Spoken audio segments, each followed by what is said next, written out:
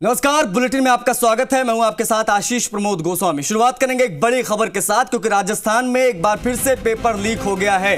वरिष्ठ अध्यापक भर्ती परीक्षा का पेपर लीक हुआ है और ये इस वक्त की एक बड़ी खबर आपको बता दें। जीके का पेपर था, वो हो गया लीक। उदयपुर के बकरिया क्षेत्र में यहाँ का मामला है। इस बात आपको बता दें कि जीके और मनोविज्ञान की परीक्षा को निरस्त किया गया है। पेपर लीक होने के बाद सरकार ने परीक्षा को रद्द कर दिया है। आरपीएससी ने एग्जाम रद्द कर दिया है। जीके का पेपर लीक हुआ है। ये इस वक्त की एक बड़ी खबर आपको बता दें। जिस बस में पेपर मिला उसमें 40 युवा बताए जा रहे हैं और हंगामा लगातार जारी है। परीक्षा रद्द हुई एक बार फिर से। जिसका डर था वही हुआ और लगातार राजस्थान में कई ऐसे मामले सामने आए जब पेपर लीक हुआ है। राजस्थान में आज सेकंड ग्रेड अध्यापक भर्ती के लिए परीक्षा होनी थी। परीक्षा शुरू होने से पहले ही परीक्षा का पेपर बाहर आ चुका था। भर्ती परीक्षा का पेपर लीक होने के बाद राजस्थान लोक सेवा आयोग ने परीक्षा निरस्त कर दी। भरतपुर में डमी परीक्षार्थी भी पकड़ा गया है। ये भी जानकारी आपको बता दें। किसी के नाम पे कोई पेपर दे रहा है, कितने मुन्ना भाई पकड़े जा रहे हैं। और ये एक बड़ी जानकारी, बड़ी खबर आपको बता दें कि लगातार ये मामले सामने आ रहे हैं जब राजस्थान में पेपर लीक हुए हैं।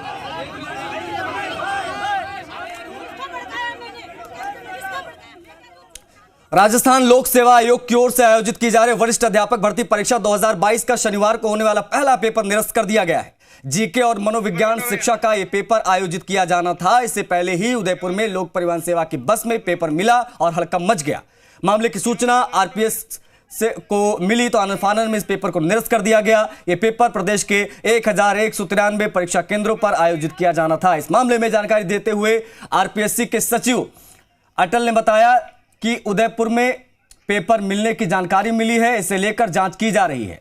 आरपीएससी ने इस मामले में पहली पारी के पेपर को निरस्त करने के साथ ही अन्य सभी परीक्षाएं यथावत जारी रखी हैं। इसे लेकर जांच की जा रही। आयोग अपने स्तर पर भी इस मामले में जांच करेगा। तो वहीं राज्य सरकार और पुलिस एसओजी की ओर से भी इस मामले में अपनी कार्रवाई की जा रही है। उन्होंने कहा है कि आरपीएससी के स्तर पर परीक्षा को लेकर व्यापक इंतजाम किए गए थे और कड़े इंतजाम भी किए गए हैं। इसके बावजूद भी ये पेपर किस तरीके से बाहर आया है, कहां से ये बाहर निकला है, इसे लेकर जानकारी जुटाई जा रही है। वरिष्ठ अध्यापक स्कूल शिक्षा, इसके ग्रुप सी की परीक्षाएं सुबह 9 बजे से 11 बजे तक आयोजित होनी थी 28 जिलों के विभिन्न केंद्रों पर। और उसमें हमारे माननीय अध्यक्ष महोदय को कुछ इस तरह का इनपुट जानकारी उनको प्राप्त हुई, जिससे आयोग ने ये निर्णय लिया कि इस परीक्षा को अभ्यर्थियों के हित में स्थगित किया जाना उचित रहेगा। तो उस दृष्टि से परीक्षा प्रारंभ होने से पहले ही ये परीक्षा स्थगित कर दी गई। देखिए, ये उदयपुर से इस तरह का इनपुट मिला था और उदयपुर में इसके बारे में जो जांच एजेंसी है वो जांच कर रही है। जांच होने से पहले हम इसके बारे में कुछ भी नहीं कह सकते। जांच एजेंसी अपनी रिपोर्ट देगी, उसके अनुसार ही आगे चीज़ें तय होंगी। ये ज़रूर मैं कहना चाहूँगा कि ये सिर्फ जो सुबह की पारी का पेपर था वो निरस्त हुआ है। आयोग की बाकी जो परीक्षाएं हैं इस वरिष्ठ अध्यापक स्कूल शिक्षा की, वो 27 तारीख तक होनी है। तो शेष प्रश्न पत्र का कार्यक्रम यथावत रहेगा। इसमें हमने जो हमारे चूंकि जिला प्रशासन के सहयोग से ये परीक्षाएं आयोजित होती हैं, तो इसके लिए उनसे सबसे बात करके और पुख्ता व्यवस्थाएं करने के लिए कहा गया है। ये जैसे ही इसकी पुख्ता जानकारी मिलेगी और आयोग उस पर विचार करेगा और सभी परिस्थितियों पर विचार करने के बाद नई तिथि घोषित करेगा। आयोग भी इस पर अपने स्तर पर जांच करवाएगा कि आयोग से कहीं पेपर तो नहीं लीक हुआ है आपको? अभी इस बारे में कुछ भी कहना जल्दबाजी होगी। आयोग अपनी बैठक में इस पर विचार करके और निर्णय लेगा। इसमें जो लोक सेवा आयोग है उसकी तरफ से सारी सतर्कताएं बरतने के लिए जो जिला प्रशासन है उसको निर्देश दिए गए थे और काफ़ी सारी व्यवस्थाओं में इसमें परिवर्तन भी हुआ था। हमने जहाँ पे 6 सेंटर्स पे एक डिप्टी कोऑर्डिनेटर लगता था, उसको कम करके हमने 3 भी किया था ताकि इसकी मॉनिटरिंग प्रॉपर हो सके। और भी बहुत सारे इसमें निर्णय लिए थे और उसकी वजह से पिछली परीक्षाओं में सुधार भी हुआ है। अब ये जांच का विषय है कि ये किस प्रकार से।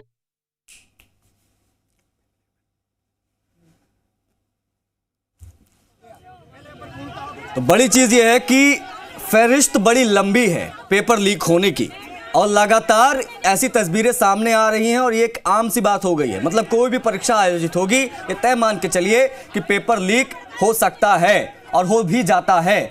बस मिली, बस के अंदर पेपर मिला। अब अभ्यर्थी बैठे थे परीक्षा देने के लिए, कॉपियां बट गई थी, पेपर का इंतजार था कि जल्दी घंटी बजेगी और परीक्षा देना चालू करेंगे। दरअसल सिर्फ सूबे ही नहीं, अलग अलग जगहों से बच्चे यहाँ पर पहुंचे थे, अभ्यर्थी पहुंचे थे परीक्षा देने के लिए।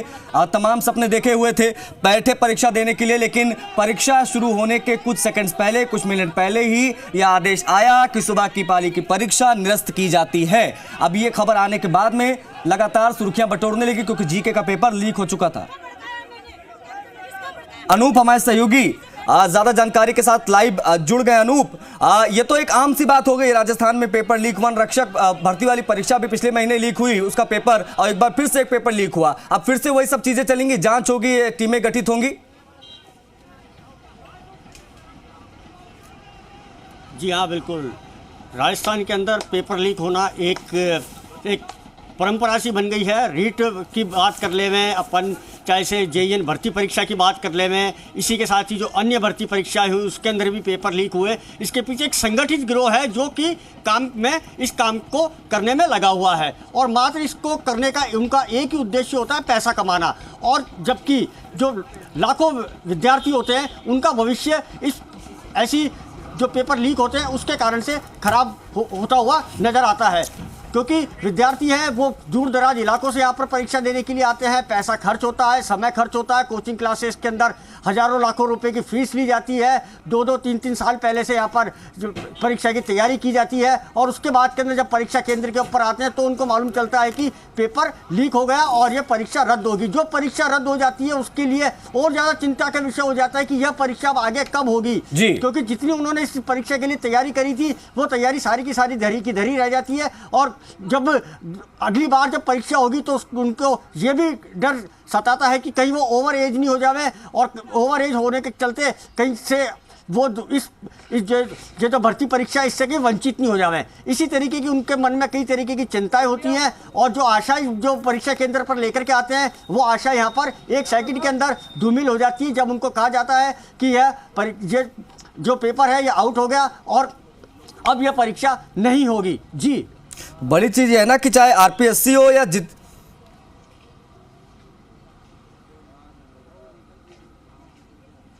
तो बड़ी चीज ये है कि एसओजी जांच करेगी, पुलिस जांच करेगी। लेकिन हैरत की बात तो ये होती है अनूप कि हर बार ये दावा किया जाता है कि सख्ती से निपटा जाएगा, हर बार ये दावा किया जाता है कि अगली बार ऐसा नहीं होगा, लेकिन वही चीजें रिपीट बार बार कैसे हो जाती हैं? क्यों ना माना जाए कि एक बड़ा षड्यंत्र होता है, बड़े बड़े लोगों की मिलीभगत होती है इस तरीके के पेपर लीक में? जी हाँ, देखिए, पेपर लीक होना वह एक बहुत बड़ी बात होती है। पेपर लीक के अंदर बड़ी बड़ी हस्तियों के नाम होते हैं और जो कि सामने नहीं आते हैं। पिछली बार जब रीट की भर्ती परीक्षा जब पेपर लीक हुआ था उस समय भी सरकार ने बड़े बड़े दावे करे थे, लेकिन उन दावों को वो दावे खोखले नजर आए। जितने भी जिन को भी पकड़ा गया था, जो ग्रोथ है उनमें से कई जने बाहर आ गए और कुछ एक जने ही मात्र बचे हैं जो अभी जेल के अंदर हैं। हमारे साथ उपेंद्र यादव जुड़े हैं, उन्हीं से जानते हैं कि किस तरीके से ये जो संगठित गिरोह होते हैं ये काम करते हैं। मैं तो मुख्यमंत्री जी से हाथ जोड़ के अपील कर रहा हूं, आप आपातकालीन मीटिंग बुलाइए। 48,000 पे फरवरी में एग्जाम होनी है। अब विद्यार्थी ये कह रहे हैं कि आप जो सुबह का पेपर लीक हो गया, क्या गारंटी है जो सेकंड पारी का पेपर लीक नहीं हुआ? क्या उन्होंने खरीदा नहीं? बसों में पेपर मिल रहे हैं। ये बड़ी चिंताजनक विषय है कि 1 लाख पदों पर भर्तियां होनी है। क्या वो सुरक्षित रह पाएगी पेपर माफियों से? मुख्यमंत्री जी को आपातकालीन मीटिंग बुलाकर इस गिरोह के खिलाफ कार्रवाई करनी होगी, उनका खात्मा करना होगा। ये लोगों के सपनों को बेच रहे हैं, ये पहली बार थोड़ी हुआ। 2019 में लाइब्रेरियन, 2019-20 में जेईएन, फिर रीट, एसआई, कांस्टेबल, सीएचओ, वन रक्षक, हाईकोर्ट ग्रुप डी और टेक्निकल हेल्पर, और आप देख लीजिए सेकंड ग्रेड। कितनी भर्ती परीक्षाओं को पेपर लीक को युवाओं के सपनों को बेचा जाएगा? कब तक युवा बर्दाश्त करेगा? मुख्यमंत्री जी अभिभावक है, मुझे अपील कर रहा हूं, हाथ जोड़ के निवेदन कर रहा हूं कि युवाओं के सपनों को बचाया जाए। आज 3-3 साल से तैयारी करते हैं, कर्जा लेते हैं, तैयारी करते हैं, मेहनत करते हैं, इन पे क्या बीत रहा होगा? आसान है ये कहना कि हम भर्ती रद्द कर दिया, आसान है कि हमने अपराधियों को पकड़ लिया। अरे आपने अपराधियों को तो रीट में भी पकड़ा था, अधिकतर बाहर आ गए, वो बाहर क्यों आ गए? आपने नए कानून के तहत जागृति स्कूल पे कार्रवाई क्यों नहीं की? तो आखिरकार युवाओं के साथ कब तक ये चलता रहेगा? ये उनसे पूछिए, उनकी पीड़ा पूछिए, उन बेटियों से पूछिए जो घर से आई है, छोटे छोटे बच्चों को छोड़कर आए, जो गहने जमीन गिरवी रख के तैयारी करें, उनको पूछिए उनका दर्द क्या है। आसान है पेपर लीक को कह दिया कि रद्द कर दिया, हमने अपराधियों को पकड़ लिया। उनका दर्द जानिए। मैं सुबह से सड़कों पे निकला हूं, हर परीक्षा सेंटर पे जाकर उनका दर्द देख रहा हूं। मैं किसान का बेटा हूं, मैं जानता हूं। क्योंकि अब 2023 आ गए, अब जाति और धर्म पे चुनाव नहीं होंगे, या चुनाव होंगे पेपर लीक मुक्त राजस्थान के लिए, प्रदेश के बेरोजगार को प्राथमिकता मिले और युवाओं को रोजगार मिले, नौकरी मिले। जाति और धर्म के नाम पे आपने वोट करवा लिया, अब 2023 में ये चलने वाला नहीं है। तो मैं माननीय मुख्यमंत्री जी से अपील करूंगा कि आने वाली 48,000 पे जो थर्ड ग्रेड एग्जाम है उसको बचाइए, जो होने वाली भर्ती परीक्षा को बचाइए, और आज के जो सेकंड पेपर हो रहा है उसमें कैसे वो सुरक्षित रह पाएगी। लोग सवाल पूछ रहे हैं, ये सरकार से सवाल पूछ रहे हैं। माननीय मुख्यमंत्री जी आपसे अपील कर रहा हूं और बीजेपी के नेताओं से भी अपील कर रहा हूं कि राजनीति करने के बजाय आप कहिए कांग्रेस के साथ आइए, तमाम लोग आप इसका रास्ता निकालिए। आप केंद्र सरकार से, माननीय प्रधानमंत्री जी से अपील करिए कि संसद में भी एक ऐसा कानून लेके आए कि पेपर माफियों में डर होना चाहिए, उम्र कैद की सजा का प्रावधान होना चाहिए। युवाओं के सपनों के साथ खिलवाड़ करके अपराधी भाग जाते हैं। ये माफिया है, इनका गठजोड़ है, पेपर लीक माफियों का और नेताओं का गठजोड़ है। इस गठजोड़ को समाप्त कराना होगा और इसलिए केंद्र में भी एक सख्त कानून आना चाहिए, राज्य सरकार वो भी सख्ताई से इनके खिलाफ कार्रवाई करनी चाहिए और एक मिसाल पेश करनी चाहिए कि जो पकड़े गए बसों में पेपर आए हैं तो उनके खिलाफ कार्रवाई हो और मुख्यमंत्री जी को मीटिंग बुलाकर युवाओं के साथ न्याय करना चाहिए। मैं मांग ठीक है अनूप, जाहिर तौर पर उपेंद्र की नाराजगी बनती है और जाहिर भी है। एक और पेपर लीक हुआ है, अब ऐसे में सेकंड ग्रेड भर्ती का पर्चा लीक हुआ, इसमें भी जांच वगैरह होगी, वही सारी बातें होंगी, उसके बाद ये घटना भी सबकी स्मृति से लोप हो जाएगी। खैर लौटूंगा मैं, भरतपुर का रुख कर लेते हैं क्योंकि देवेंद्र वहां पर है और वहां पर पकड़ा गया एक डमी परीक्षार्थी। अब ऐसे में वहां की क्या अपडेट्स हैं देवेंद्र, बताएं किस तरीके से चीजें निकलकर सामने आई। देखिए, ये बात पहले ही हम बता चुके हैं आपको कि डमी परीक्षार्थी जो है वो जालौर जिले के सांचौर का रहने वाला है, प्रकाश शर्मा उसका नाम है, और योगेश कुमार मीणा के स्थान पर वो यह परीक्षा, जो शेखपुरा करौली का रहने वाला है, उसके स्थान पर यह परीक्षा दे रहा था। वो परीक्षा देने आया था। पुलिस को जब इस बात का पता चला तो पुलिस ने दोनों को ही हिरासत में ले लिया।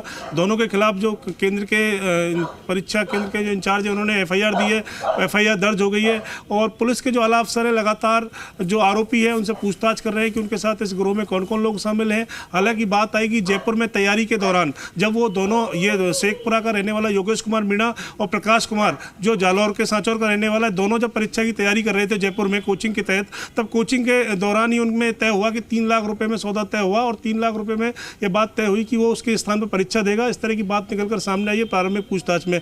अब बड़ी बात यह है कि कोचिंग संस्थानों के अंदर जहाँ पर बच्चे अपने भविष्य के लिए सपने बुनते हैं, तैयारियाँ करते हैं, वहाँ इस तरह की चीज़ें आती हैं तो निश्चित रूप से अपने आप में बड़ा सवाल है। लोग सवाल उठाएंगे। मुख्यमंत्री अशोक गहलोत ने कल कहा था कि हम युवाओं के लिए बजट लाएंगे, लेकिन अगर इस तरह की चीज़ें होंगी तो फिर कैसे होगा। सबसे बड़ी बात है कि अगर इस तरह की चीज़ें होंगी तो उन्होंने कह तो दिया कि युवाओं के लिए बजट लाएंगे, लेकिन युवाएं कैसे सुरक्षित रहे। उपेंद्र यादव जिस तरह लगातार अपनी नाराजगी दिखा रहे थे, हम सुन रहे थे कि वो कह रहे थे कि परीक्षाओं को कैसे सुरक्षित रखा जाए।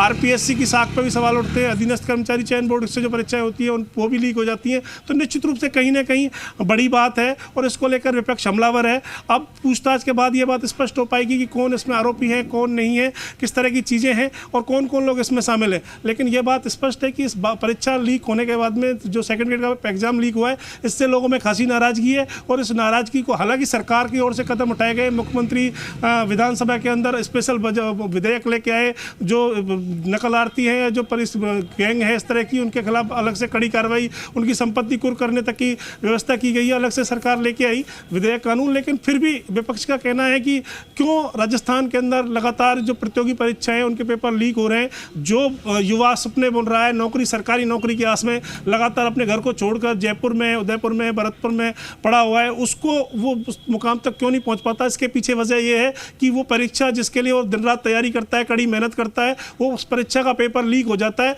और उसके सपने ध्वस्त हो जाते हैं। जी, जाहिर तौर पर देवेंद्र, और ये उन बच्चों के लिए, एक उनके सपनों के लिए कुठारघात से कम नहीं है कि वो तैयारी करते हैं, उसके बाद में पहुंचते हैं परीक्षा केंद्र पर, जैसे तैसे दूर दराज इलाकों से बैठ जाते हैं, पेन लेके हाथ में, आप कॉपियां मिल जाती है, लेकिन जैसे ही परीक्षा शुरू होने के समय आता है, एक फरमान आता है कि भैया ये परीक्षा यहां पर रद्द हो जाती है। अब उनकी 3 साल की जो मेहनत है वो गई पानी में। अब अपने आप में बहुत बड़ी आप हैरान कर देने वाली चीजें होती है कि हाउ इज इट पॉसिबल कि हर बार इस तरीके की चीजें हो जाए। अनूप हमारे सहयोगी लगातार बने हैं। अनूप, अगर मेरी आवाज आप तक पहुंच रही है तो एक तो जाहिर तौर पर लगातार ये बातें हो रही हैं और उस तरीके की चीजें सामने आ रही है। अब ऐसे में अनूप, चाहे आरपीएससी हो या फिर अन्य भर्ती परीक्षाएं आयोजित करने वाली संस्थाएं, क्यों ना कहा जाए कि इनके ऊपर कार्रवाई होनी चाहिए, इनको ब्लैकलिस्ट किया जाना चाहिए, क्योंकि यहीं से उपजता है ये बीज, यहीं से उपजता है कि कैसे पेपर लीक होता है। सारे षड्यंत्र की जड़ ये परीक्षा आयोजित करने वाली संस्थाएं हैं, क्यों ना कहा जाए।